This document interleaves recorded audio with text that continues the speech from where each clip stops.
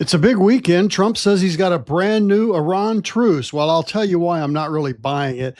And then July is now in the books. August is ahead. And the guy who really matters right now, new Fed Chair Kevin Warsh. It's Monday, August 3rd. I'm Charles Brown, your portfolio manager. And this is CB3 Financial's weekly podcast.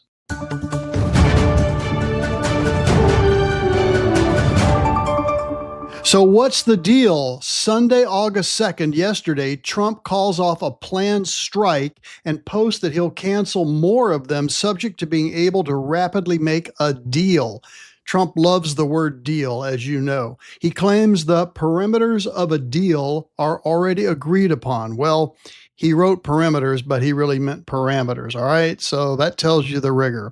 Nothing is signed, a pause conditional on a deal that doesn't exist yet. His demand, immediate, complete, and total opening of the Hormuz Strait. What I want to know is, why does he have to ask them for that with the size of the naval military that we have? I just don't get it.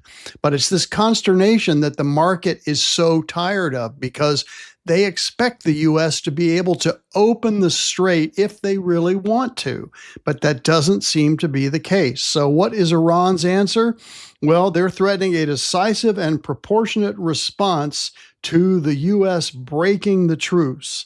All right? It's the fourth act of the same play. The April two-week ceasefire collapsed. The June Geneva MOU, the Hormuz reopened 60-day nuclear clock, yeah, that collapsed too. So the U.S. hit 90 targets between July 8 and 9. Strikes were paused on the 26th because, frankly, I think they ran low on munitions, no peace. And then on July 28th, no negotiations with the U.S., says Iran. Are you guys getting the picture here and wondering why the market is so volatile and your accounts, therefore, accordingly, are also so volatile?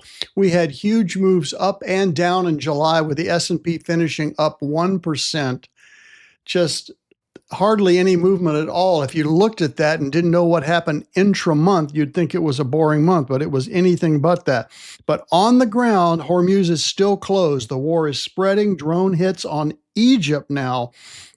And Lloyd's of London expanding Red Sea high-risk zones. Lloyd's of London, of course, is the major insurer for high-risk adventures on this planet. So those three choke points are in play. And what that means is Brent oil at $72 is now over 90. That's Brent North Sea crude, which is the European standard to offset by West Texas Intermediate, which is the U.S. standard. So my take, I hope I'm wrong, but I manage money on facts, not press releases. A truce not signed by anybody that Iran mocks over a strait that's still shut is not peace. It's a ceasefire of the week, ceasefire du jour. So that's just my editorial. It's important as a portfolio manager to keep a perspective here.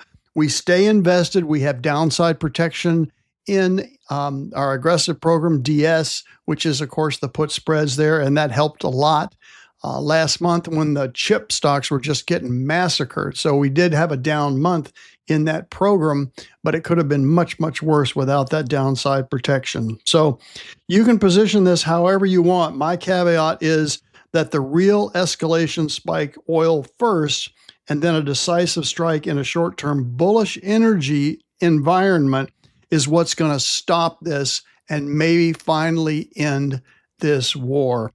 But I'm just guessing, folks. I mean, that's just like you. I've been watching all of these stops and starts. So July, really, the big picture held near the record high. So the S&P still up about 10% on the year. But momentum stalled into the month end as oil spiked and the Fed turned hawkish. And again, hawkish is not the word that Donald Trump wants to hear from Kevin Warsh. But what worries me, or not really worries me, but what I'm noticing is the concentration. So 10 stocks and 10 stocks only, 78% of the S&P's year-to-date gains are in NVIDIA, AMD, Micron, Intel, Alphabet. That's a pretty thin foundation, and that's the reason why we basically dropped CG and GI last month and have focused now on MP, which is a market proxy. That's what those initials stand for. And then DS, which is our winning almost 8-year track record now, beating the S&P by 146% over that almost 8-year period. So the August seasonality, pretty weak. Okay, August and September are the weakest months of the year, mostly because market participants are out having vacations wherever they go. September being the only negative average month during the course of a year since 1950, but we'll get there next month. Right now, we're dealing with August. So live risks stacked 90% oil. That's really going to feed inflation. That's not what we want to see. A Fed says it may actually hike in September. And remember, Kevin Warsh was brought in here by Donald Trump to drop rates, not increase them, but he's going to do what he needs to do to keep the Fed's mandate of 2% interest, okay?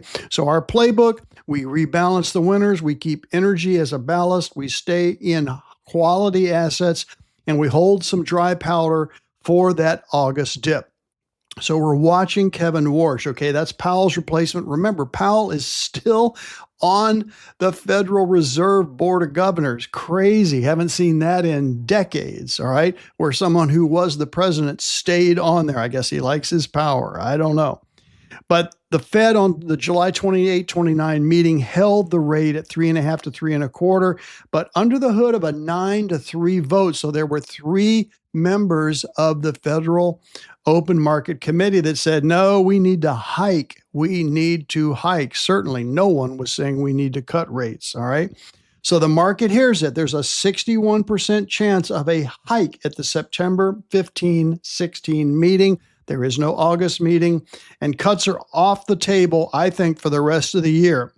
So why is that the ball game? Well, 15 years of the Fed put, which is the backstop that you hear that Alan Greenspan made famous when the Fed makes policy that basically says we're not going to let the economy go any worse than right here. That's the Fed put, all right? Warsh signals just the opposite. He will hike into an oil shock if he thinks it's necessary, and the Warsh put strike is far lower, even if it exists at all. Even Ben Bernanke was not this aggressive when he was the Fed chairman 2 chairmans ago. All right, Janet Yellen was in between them. So for us as clients and participants in the market, we are careful on long duration bonds, and we don't have any of that exposure right now in MP. And we don't have any of that exposure, of course, at all, any bond exposure at all in DS. But we're favoring high quality cash flow over story stocks. All right, we still are reaching for the stars in DS because that's what's worked so well for us for our almost 8-year track record. So that's the wrap on the report, and here's what we have. We have a paper truce that I don't trust. We have a top-heavy market walking in to its weakest season with August and September, and a Fed that will hike, not rescue. It's not a panic. It's just discipline. It's rebalance. It's an energy ballast, up in quality, and keep dry powder. The next catalyst, the September 15-16 Fed meeting. Warsh hiking into a $90 oil.